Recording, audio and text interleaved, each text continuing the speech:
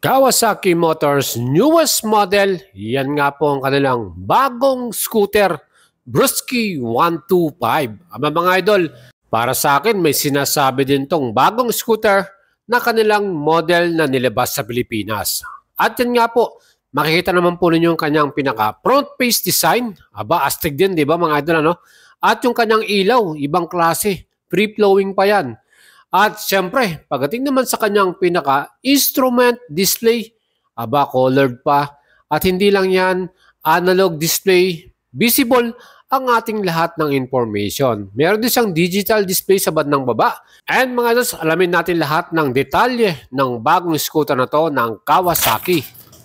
What's up mga idol? Ito yung ating brand new model from Kawasaki Motorcycle Philippines. Ang kanilang bagong scooter model. Walang ibang Brusky 125. As you can see, ang laki ng kanyang decals dito na Brusky.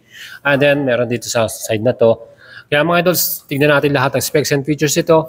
At kung kurso natin ito, ang presyo, napaka-affordable, 75,000 ang kanyang SRP. Tayo po nandito sa Kawasaki Guanzon, Dagupan. Kung kurso natin yung available na ito ngayon, mga idols ha.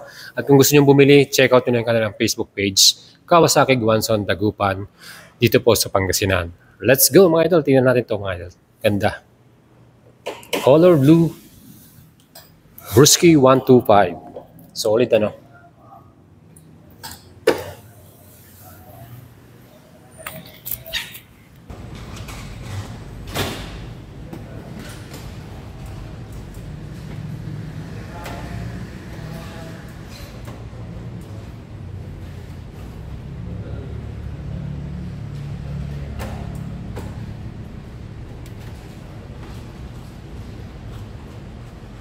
And mga idols, pagdating naman sa kanyang mga style at design, hindi rin papahuli ang bagong Kawasaki Brusky 125 na to. No? Ang color na available, meron tayong color blue, red, at brown color. Again mga idol, itong model na to ay pwede nyo nang mabili. Kung kayo po'y taga rito sa norte, available na yan dito sa Guanzon, Kawasaki, Dagupan. Tingnan naman natin ang kanyang engine type, 124.9cc, single cylinder, 2 valves, single overhead camshaft, electronic fuel injection, air cooling at CVT transmission. Pwede yung start to via electric at kickstart. Max power 9.4 HP at max torque 10 Newton meters. At ang sukat ng kanilang bore by stroke 52.4 by 57.9 mm. Compression ratio 10.0 by 1. And ang expected na kanyang top speed average 90 km per hour. Siyempre, ito po ay gawa ng Modenas. Ang Modenas po ay Malaysian motorcycle company na may collaboration si Kawasaki Motors. Kaya talagang pwede po natin itong makita sa Pilipinas. Again, marami pa silang mga iba pang model na available dyan sa Malaysia. At asahan na natin sana dali na rin dito yung mas malalaking displacement nila na scooter. Gaya ng 300cc na Maxi Scoot model nila. Again, sana meron din silang mga expressway legal na scooter, no? Para mas marami tayong mabibiling model at competition sa market. Mga idols, ang bagong Brusky 125, pagdating sa kanyang suspension at chassis, ang kanyang front suspension, yan po ay naka-conventional telescopic forks. At sa aking palagay, ito po, malaki yung kanyang suspension, ano? At siguradong maganda ang bounce at performance nito. And pinartneran pa yan ng single shock sa pinaka rear suspension natin mga idols. Ang tawag nila dyan, unit swing. Siyempre heavy duty to. Even meron tayong passenger or angkas, pwede naman natin yang magamit. At siyempre, yan po ay tested ng Modenas or Kawasaki Motors. Mga idol, silipin naman natin ang stopping power ng Brusky 125. Kita naman po ninyo, naka-round disc ang kanyang front brake at gumamit sila ng 2-piston caliper. Yun nga lang, wala silang equipped na ABS dito or combined braking system. Ano? Siyempre, pagdating naman po sa ating stopping power sa pinakalikuran nito, ang ginamit naman po rin nila dito ay conventional drum brake or mechanical drum brake. Kaya mga idol, dito po sana ginawa na nilang parehong disc brake para mas solid ang stopping ability ng bagong model na Brusky 125. Mga idols, pagdating naman sa kanyang wheels, multi-spoke ang kanyang design, alloy cast wheel yan, at ang ganda rin ng kanyang pinaka-paint color, Bumagay sa kanyang shock, color silver mga idol, Siyempre pa, naka-tubeless tire tayo sa front at ang sukat ng kanyang gulong sa harapan ay merong 80-90 by 14 inch. So mga idol, yan po ay tubeless at siyempre mas less maintenance kung tayo po ay naka-tubeless tire para sa ating mga gulong, di ba? Sa likod naman, ang pinakasukat ay 90-90 by 14 inch. Tubeless din yan at mas lessen sa atin pinaka-maintenance niyan mga idol. Parehong 14 inch ang gulong nito, harap at likuran. Ano? So mga idol, anong masasabi nyo dito sa ating bagong model ng Kawasaki? Yan nga po ang Modenas Brusky 125. Mag-leave kayo ng comment sa ating channel at video para malaman ko kung kursunado nyo ba to. Siyempre yung ating upuan, isang piraso lang ito, makapal naman yung kanyang foam at ang seat height nga nito ay 765 mm. Meron din tayong luggage compartment, pwede nating dalhin o ilagay ang ating mga personal belongings. At yan nga po ay may total capacity na 14 liters mga idol. Marami-rami rin tayong mailalagay dyan. Siyempre pagdating naman sa ating fuel capacity, ang Brusky 125 ay may total gas volume na 5.1 liters. Marami-rami na rin yan mga idol. Ano?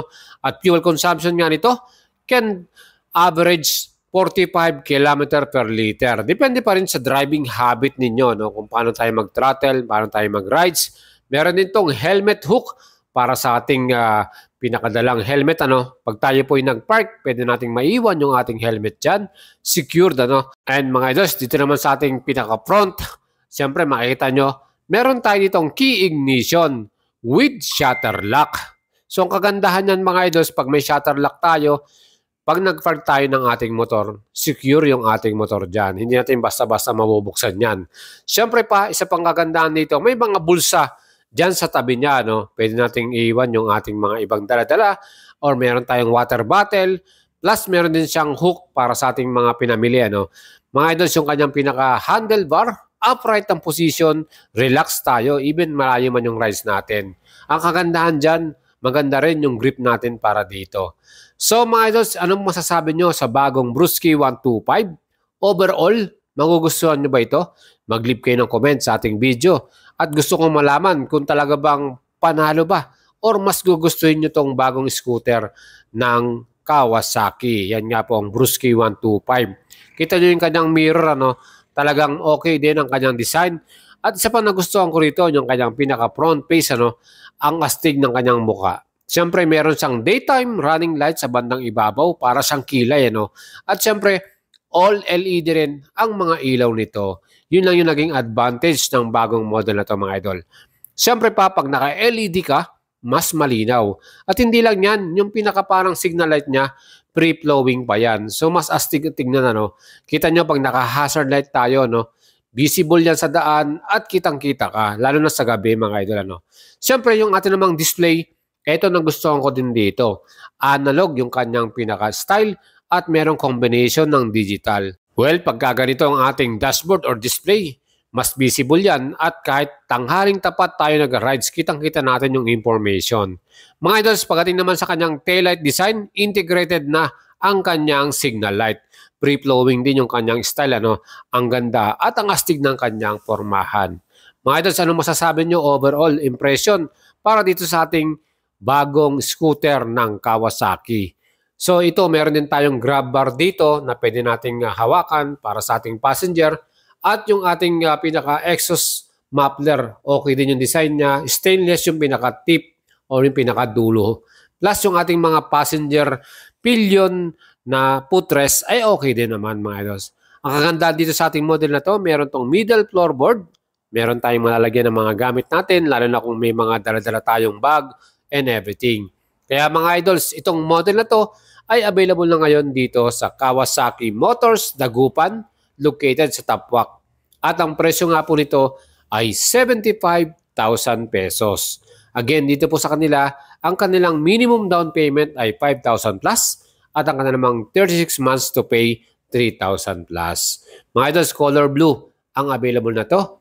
Kaya ano pang hinihintay ninyo? Gusto mo bang makabili ito mga idols? Mag-send message lang kayo sa ating Facebook page, Boyet Salabarria.